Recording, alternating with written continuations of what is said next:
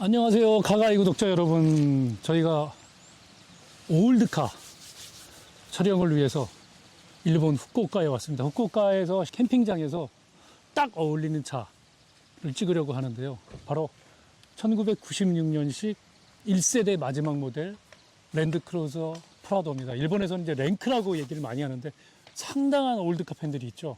자, 오늘은 이 올드카의 주인공 곽창식 씨를 소개합니다. 볼보 코리아에서 홍보 마케팅 담당자로 일하다가 직장 생활 노예 같다.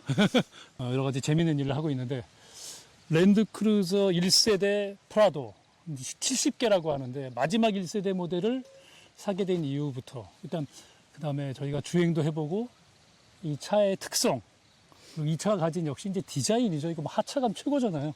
그 이유 그런 것들에 대해 여러 가지들을 이제 궁금증들을 나눠보고 일본의 올드카 문화랑 이런 랜드크루저만 전문점으로 파는 그 올드카 전문점들 또 저희가 방문해서 한번 어떠한 문화 속에서 올드카가 유지되고 관리되고 있는지 그리고 또 거래되고 있고 생활 속에서 어떻게 자리를 잡고 있는지 지금 우리 곽프로도 아이와 함께 이 랜드크루저를 타고 캠핑을 다닌다고 합니다. 그래서 저희가 오늘 캠핑장에 왔는데 그 랭크 프라도 어떤 차인지 소개 좀 해주시죠. 예, 일단은 이 차는 말씀하신 대로 96년 5월식 1세대 마지막 후기형 모델이고요. 그리고 일단 70개인데 70개 모델은 90년부터 96년까지 생산을 했어요. 그러니까 70 그리고 93년부터 95년까지가 엔진이 이제 전기형 모델이었고요. 후기형 모델이 이제 95년부터가 이제 후기형 모델인데 후기로 넘어오면서 3000C로 업그레이드가 되고 그 다음에 이제 출력이나 이런 것들 향상이 됐죠. 그리고 엔진도 이제 소음이나 이런 것도 많이 저감이 됐고요. 그래서 사실은 요 모델을 제가 처음부터 사준 건 아닌데 원래는 사실은 JDM 스포츠카를 좀 찾고 있었어요. 근데 아무래도 가족이 있고 그러니까 아이 지금 초등학생 아이를 키워야 되는데 그리고 캠핑을 해야 되다 보니까 사실 트렁크 공간이나 실내 공간을 생각하지 않을 수가 없었어요. 그래서 생각을 한 게, 자, 그러면은 예전부터 클래식카나 올드카는 타보고 싶었던 이제 욕망이 있었는데 해외에 사니까, 일본에 사니까 일본 차 중에서 그럼 한번 찾아보자. 찾게 된 게 이제 후보군이 FJ 크루저. 그 다음에 거기는 FJ 크루저만 해도 올드카까지는 아닌 그렇죠. 디자인 자체가 근데 좀 클래식하긴 해서 그 모델하고 그 다음에 그 하이럭스 서프 그 다음에 요 란크루 모델 요 세 가지를 찾다가 마지막으로 랜드크루저로 좁히게 됐죠. 그 이유는 역시 디자인이죠. 그 중에서도 프라도를 고른 이유 자체가 이 모양 자체가 너무나 좋았어요. 그러면 이제 간단히 일단 디자인의 특징부터 어떤 점들이 일단은 란크루랑 란크루 프라도랑 다른 점은 전면에서 볼 때 제일 특징적인 거는 헤드램프 자체가 이제 프라도는 스퀘어고 란크루는 동그란 원형 모델입니다. 근데 저는 스퀘어. 좋았어요. 개인적으로. 좋았고 란크루의 기본적으로는 이제 범퍼가 많이 튀어나왔는데 저는 이제 약간 좀 짧게 그냥 바로 똑 떨어지는 모델이 모양이 좋았고요. 그러니까 여기 앉기는 좀 쉽지 않겠네. 씹고 아프겠네. 예, 그러긴 하죠. 그래서 요 모양이 이제 디자인이 저는 너무 좋았고, 그 다음에 이제 뭐 맥기라고 하죠, 일본 말로는. 이 크롬이 많이 들어간 게 사실 좀 개인적으로 좋았습니다. 아, 여기. 근데 뭐 지금 이 정도면 예. 과한 크롬 전혀 아닌데. 네. 요즘 크롬 더 많이 써서. 네. 근데 오너에 따라 다르긴 한데, 범퍼 자체를 이 크롬 모델이 아니라 다른 걸로 좀 많이 사는 오너도 많고요. 그러니까 범퍼도 마찬가지고요. 사실상 그릴도 그러니까 마찬가지고. 이게 원형 뭐 디자인은 그대로인 상태에서 그러니까 도색만 새로 한. 그렇죠. 사실은 이 란크루 모델 자체가 지금은 거의 사실은 튜닝이나 이런 것들이 풀로 된 상태로 제가 구매를 했는데 차가 이제 어쨌든 데일리로 제가 사용하다 보니까 고장이 일단 좀 안 나야 되고 그 다음에 적당히 어느 정도 이제 탈만한 차를 찾다 보니까 수리해서 하는 재미도 있지만 좀 어느 정도 된 차를 좀 찾자. 그러니까 이거 2022년 10월경에 구매한. 그렇죠. 네. 지금 한 5개월 정도 됐습니다. 5개월 돼서 한 예. 4,000km? 4,000km 정도 탔습니다. 그러니까 그 당시 구매할 때 가격이 350만 원 정도. 350만 원. 네. 우리 돈으로 한 3,500만 원에. 예를 들면은 지금 보시면 아시겠지만 보험을 가입할 때 잔존 가치가 나오는데 차량 잔존 가치가 거의 지금 실거래 가격이랑 거의 비슷하게 비슷하게. 나오고 있어요. 원래 그런 그냥 일반적인 중고차라면 한 잔존가치 한 300만 원, 500만 원 뭐 이렇게 나올 텐데. 그렇죠. 음. 근데 그런 걸 보면 확실히 일본은 어떤 올드카에 대한 인식 자체가 좀 한국하고는 많이 다르다. 그런 걸 느낄 수 있었어요. 그 다음에 사이드를 보시면은 음. 사실은 이 프라도 모델 자체가 그치, 원래는 이게 사이드가 멋있는 차인데. 그렇죠. 이제 바디가 네로우하고 와이드가 두 가지가 있어요. 근데 그 출고 당시에 네로우는 거의 인기가 없었다고 합니다. 그래서 거의 다 와이드인데, 그래서 지금 형식 자체도 7인승이고, 그 다음에 와이드 바디가 이제 주로 나오는데, 이 차도 와이드 바디예요. 근데 팬더 부분을 떼어내고서 다 지금 개조를 한 상태예요. 근데 대부분이 다 지금 나오는 네로우 바디 형태는 거의 다 와이드 바디인데, 이런 식으로 개조를 한 차량이라고 보시면 그러니까 돼요. 다 그 팬더 부분에 덧죽덧죽 달린 거 다 떼어내. 다 떼어내고. 예. 그리고 이제 2인치 인치업을 한. 업을 돼 있습니다. 그래서 샥이라든지 이런 것들 스프링은 다 지금 교환이 된 상태고요. 그러니까 이 전 차주가 다 해놨던. 그렇죠. 음. 그리고 휠도 마찬가지고. 그다음에 타이어만 지금 바꾼. 그렇죠. 제가 올토레인으로. 예. 처음에는 머드 타이어였는데 음. 저는 사실은 뭐 머드까지는 필요가 없고 일반 도로에서 승차감도 안 좋을 뿐더러 좀 위험해서 그냥 올터에는 올토레인으로 교환을 한 상태입니다. 지금 이게 휠은 얼마예요? 휠이 16인치입니다. 16. 예, 아. 16인치고요. 수출력 역시 이 그리고 이 차 자체는 지금도 호주나든지 이런 유럽이나 가면은 그 농장에서도 지금 짐차로도 많이 쓰인다고 하더라고요. 그 전체적으로 차의 크기는 한 산타페 4.9m가 조금 안 되는 전장망으로 차폭은 훨씬 산타페보다 작고. 좋습니다. 어. 맞습니다. 근데 덩치는 상당히 커 보이는. 기본적으로 맞습니다. 저 직선 위주의 라인이라 네. 그렇게 공기역학이랑 크게 관계없는 라인이라 차는 훨씬 커 보이는. 사실 그게 저한테는 제일 큰 메리트였어요. 직선적인 모델 디자인 자체가 너무나 좋았고 쭉쭉 뻗은 선들이 보시면 아시겠지만 앞에 프론트 팬더부터 쫙 직선. 뒤에까지 이런 게 너무 좋았어요. 심플하면서도 강인하고 딱 뭐 깍두기라고 하지만 이렇게 예쁜 깍두기. 네. 자, 그게 뒷모습 뒤로 와 보면 뒤로 보시면은 원래는 이제 여기에 보조 타이어가 여기 장착이 돼 있는 상태였는데 이것도 깔끔하게 제거가 된 상태고요. 디자인적으로 뭐 크게 없어서 저는 이제 깔끔한 게 좋아서 근데 대부분 다 이렇게 개조를 많이 한 상태고요.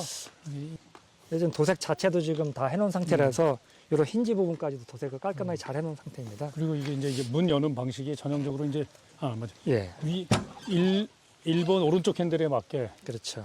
이쪽이 작고 네, 이 부분. 여기다 열린다. 네, 좌측 이렇게. 통행이다 보니까 네. 왼쪽이 먼저 열리게 돼 있고 그다음 왼쪽이 그 도어가 짧습니다. 오른쪽에 비해서. 그러니까 3년은 이제 완전 탈거해서 5인승으로 그렇죠. 3년은 제거를 했고요. 네.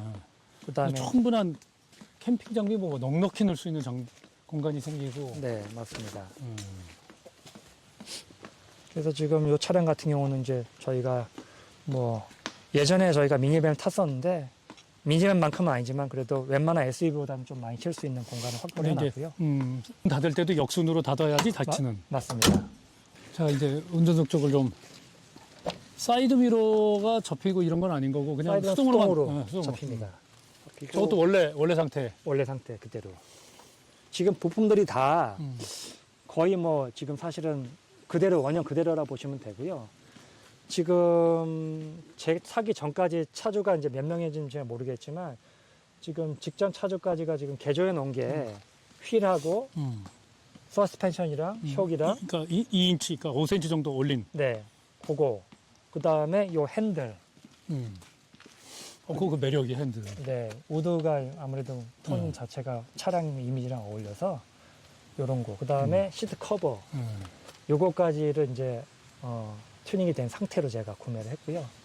제가 이제 들어와서는 이제 뭐 작지만 요런 커버라든지 가죽 커버. 예, 가죽 커버라 그리고 그거는 이제 안에 낚시 갈 때 이제 낚시대를 걸면 좋은데 요런 바라든지 예, 제가 이제 구매를 한 거예요. 이제 예를 들면은 뭐 여름에 이제 서핑을 한번 시작해 볼까 하는데 서핑 갈 때도 보드를 이제 또 실을 수가 있고요. 네, 나중에 이제 겨울에 스키 탈 때도 실을 수가 있고. 자, 그러면 운전석에 이렇게 우리 타서 네, 이 차의 구체적인 기능이나 뭐 성능들을 간단하게 소개하고 이제 우리 주행을 한번 해봅시다. 네, 그러면 이게 이제 27년 된 차인데 맞습니다. 저 스티어링 휠만 바꾼 상태에서 현재 거의 그대로 그대로고 27만 8천 정도 주행했네요, 지금 보니까. 맞습니다. 그리고 지금 원래는 이제 내비가 7인치만 적용이 가능한데 음.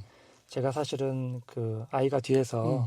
가끔 뭐 이런 유튜브 컨텐츠나 그다음에 지도 보기도 저희가 편하고 해서 10인치로 제가 장착을 했고요. 요건 제가 장착을 했는데 약간 좀 뒤에 공간이 부족해서 개조를 할 필요성이 있어갖고 조금 뜯어갖고 했습니다. 근데 어쨌든 뭐 쉽게 큰 공간적으로는 제약은 없이 장착을 한 상태고요. 여기 원래 그러니까 저 7인치는 내리병이죠, 완전히. 아니면 이제 라디오가 들어가 있는. 그렇죠. 그때만 해도 내비게이션이라는 게 없었을 테니까. 없었죠. 순정은 원래는 이제 라디오 음. 튜너가 들어가 있는 상태였었죠. 그러니까 그거하고 차폭은 전체적으로 뭐한 코나보다도 좋겠다. 길이는 4.9m 정도까지 되는데. 맞습니다. 음. 없습니다. 자, 이따가 이제 좀 이따가 다시 본인 뜻을 열어보겠지만 일단 한번 시동을 걸고 기능들에 대해서 한번 설명을. 3.0 4기통 터보 디젤.